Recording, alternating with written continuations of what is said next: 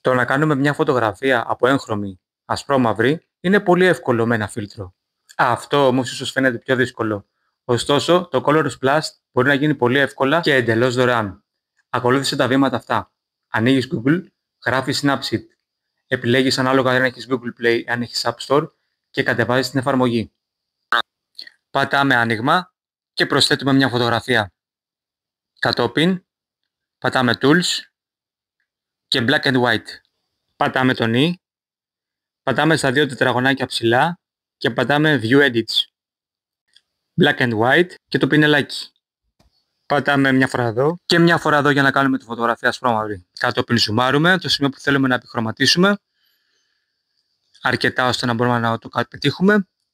Αν μας βγει κατά λάθος έξω, μην αγχωνόμαστε, γυρνάμε στο Black and White στο 100% και το διορθώνουμε. Κατόπιν το ξαναγυρνάμε στο 0 και συνεχίζουμε να επιχρωματίζουμε. Κάνουμε όλες τις λεπτομέρειες και ξεζουμάρουμε. Είμαστε έτοιμοι. Πατάμε το «i» κάτω και το βελάκι ψηλά και πατάμε Export, Save και αυτό ήταν.